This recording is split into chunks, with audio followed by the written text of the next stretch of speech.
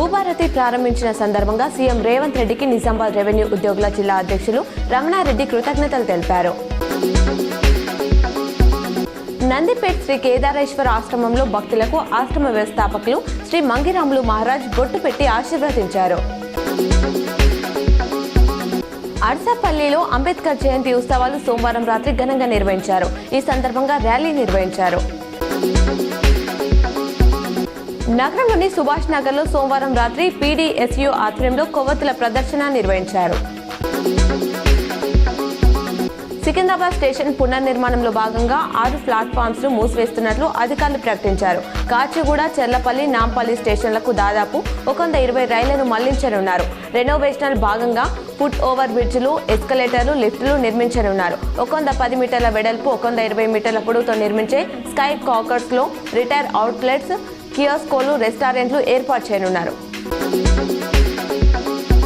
Telangana RTC good news చెప్పింది. త్వరలో భారీగా ఉద్యోగాలు భర్తీ చేయనున్నట్లు ఆ సంస్థ ఎండీ సంజనార్ తెలిపారు.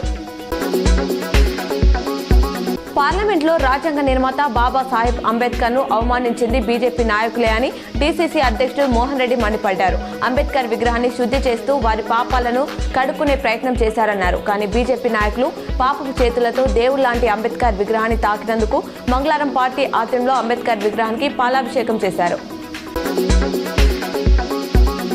గంజాయి నిర్మూలనకు ప్రతి ఒక్కరూ బాధ్యతగా వ్యవహరించాలని సిపి సూచించారు. సోమవారం ఆరో టౌన్ పిఎస్ ను సిపి సాయి చైతన్య తనిఖీ చేశారు. రిసెప్షన్ సెంటర్ కంప్యూటర్ సిబ్బంది పనితీరును అడిగి తెలుసుకున్నారు.